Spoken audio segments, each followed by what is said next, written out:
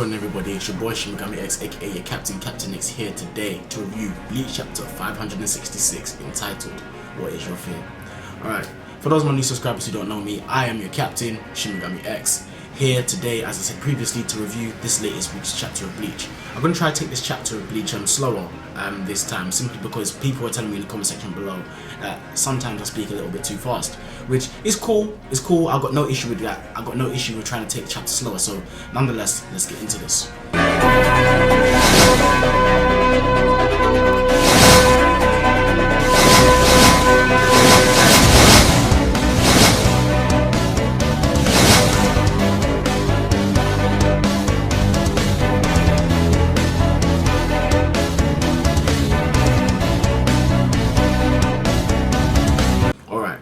This chapter was a very simplistic chapter of Bleach and not very much happened. So in that sense, my chapter review should be short. Keyword there, should be short. But by my standards, a chapter could always be dove into and more can be extracted from the chapter. Be that by either speculation or things that were hinted in the chapter that people don't necessarily pick out or realise. But nonetheless, let's get into what happened. What generally happened in this chapter in a nutshell was basically it was a setup chapter for a battle between Rukia and Asnot and Renji, and I can't remember the name of this Quincy because the dude with the messed up hair and the messed up teeth, man, he looks crazy. But yeah, basically those two. It's basically a setup chapter for Renji and Rukia to go into their next battles. Personally, I was speaking with Charles' Anime World, War Potential L, and various other subscribers that I have, and I was saying that, I didn't want this week's chapter to be like, go straight into another battle, but then again it makes sense because we're in the middle of a war. But I would have rathered another exposition chapter because I believe that sometimes a couple chapters of those are a nice break from the fighting, because as a reviewer it is easier to give reviews on chapters that contain exposition and are very dialogue heavy rather than those that are very action based. But nonetheless, that doesn't apply to this chapter. With this chapter of Bleach, it was actually pretty cool because we see that Rukia and we have a little mini flashback of Rukia and Renji discussing like some kind of battle strategy of what they're going to do when they first arrive and touch down base, which I think was something that's quite needed because I have not seen any members of the Gote 13 implement some kind of strategy against the Stern Ridders. And a perfect example of this is what's her name again? Nanao and Shunsui, when Nanao found a method to be able to block Quincy's and basically be able to temporarily stop them. But she doesn't teach that to any other members of the Gote 13.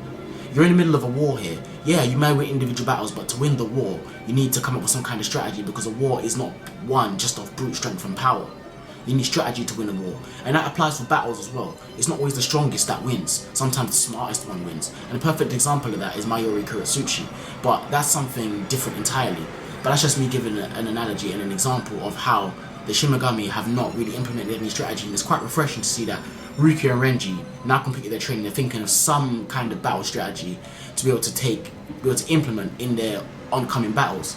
Although the strategy they come up with wasn't particularly elaborate, it does somewhat make sense. Rather than just go in there, rush in and try to massacre everybody like what Genryusa Yamamoto did and quite evidently end up getting killed. Although he was tricked by Juha, but he'll eventually be rushed by the rest of the Stern Ridders. So it does make sense for them to take out one of them, hide for a little while, and try to remain undetected, because at the end of the day, they do have the disadvantage, and they are in the territory of the Quincy Stern Ridders. So what I did think was kind of interesting in this chapter, and people have been hitting this for a long time, that has Rukia now surpassed Byakuya, well, what Byakuya was when he fought Asnot previously? And I quite bluntly think no, that's just a no. I do think that she's improved significantly, yes, to the extent where she'll be able to hold her own against Asnot. I don't believe that she'll be able to defeat him, but I do believe that she's going to be able to hold her own very, very well. So with that being said, why do I think that? Why do I think that Rukia has not surpassed Byakuya in terms of strength? The reason I say that is because nobody knew what Asnot's ability was. Like, they had no intel, so it's naturally that Byakuya is going to fall for his fear ability. But whereas Rukia, knowing what happened to Byakuya, has an insight or has some intel as to what Asnot's fear was. Because for the simple fact that she knows his name says a lot already. And the same can be said about Rukia, that Asnot knows that she has ice powers, that she's Byakuya Kuchiki's younger sister-in-law, blah blah blah blah. I'm going with this. So now that it's the second round, the Shimigami have more intel on the Quincy's and what their powers are, because the captains who've had their Bankai stolen have obviously had reports and stuff going on in the background to, you know, let people know, so that when the second invasion happens, they can be better prepared, as we're seeing with the case right now, because the battle seems to be more evenly matched rather than being a complete massacre or on the side of the Shinigami.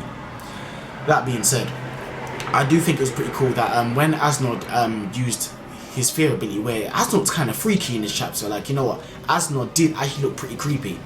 Saying that, you know, where's my Senbone Zakura? Basically, if I kill you, will Byakuya come? Basically, wants a rematch with Byakuya, but I'm digressing now. What I thought was pretty cool was that Rukia was able to somewhat seems to be able to negate Asnod's fear ability because she has no fear of Asnod. And you know what? I thought that was actually pretty cool and pretty good development for Rukia as a character, because we all know that Rukia always looked up to Byakuya, and somebody that is able to defeat Byakuya and, you know, essentially put him on the verge of death. You thought that Rukia, being Byakuya's younger sister, would have some kind of primordial fear when it comes up to facing against somebody like Asnod. But it seems like from this chapter of Bleach that she has absolutely no fear of Asnod, that she actually is quite confident in her abilities to be able to take him down. So I thought that was pretty cool and pretty good development for Rukia as a character. So that's my thoughts about that. Now, as far as Renji goes, we know Renji's an idiot, and Renji's always going to be an idiot. Lately in these couple of chapters he's been badass, but he's still an idiot. Like, you know, he literally take some time out, rest and hide. Quite literally, he took the time to sleep. While the crazy looking Quincy, I don't know what his name is, I'm going to call him the Rasta Quincy from now until I know his name. Someone hit me in the comment section below and remind me of his name. Or actually, no, furthermore, you don't even have to do that. I'll research it myself. But yeah, the Rasta crazy looking Quincy with the jazzed up hair and messed up teeth was literally watching Renji for several hours while he slept. Like, he could have attacked him, but he decided to stop because he thought it was some kind of trap. So it just goes to show that the Quincy are just as, you know, nervous or wary as the Shinigami are about, you know, lunging into battle. So that being said, the war can shift either way, which is what Hashward was saying in previous chapters, that this war is basically on scales, and basically it can tip in either way. And what Hashward's job is basically to tip the scales in the favour of the Quincy's. So that being said, it makes me wonder in further on chapters of Bleach, how is Hashward's role going to take a how is Hashward's going to play a key factor in this war? Because you know that he's hella strong, the way that he broke Tensei Zangetsu in one swing, the way that he went to confront Shunsui and probably could have taken him out. Maybe, maybe not, who knows, that's just completely up to speculation. But what is his role in this war exactly, and how is it going to play such a dramatic impact? Because we all know that he's essentially like the other half of Juha. But that being said, as for this week's chapter of Bleach, what happened in this week's chapter? Like I said, not much happened. It was just basically a setup chapter for next week's chapter, which is going to be a further introduction into the battle between probably Rukia and Asnod. So I don't believe we're going to stay with Renji for too long, because we've just seen Renji. Obviously, Kubo's going to diverge and show us how Rukia has progressed. And obviously, I don't really care for much about Rukia's character, just me personally, but I do think it would be cool and interesting to see how she has developed in terms of her powers. And I think it was good to see that we had some character development for Rukia herself in this chapter. Not so much for Renji, because Renji's always been an idiot, you know, sleeping in the middle of a war is what he does. But anyways, guys, that's my review for this week's chapter of Bleach 566, entitled What Is Your Fear? I hope you guys have enjoyed my chapter review. Hit me up in the comment section below if there's anything that I've missed, or anything that you'd like me to further elaborate on, which I will do in my next Bleach breakdown. Anyways, with that being said, I'm signing out, guys, and as always, my people, take care and peace.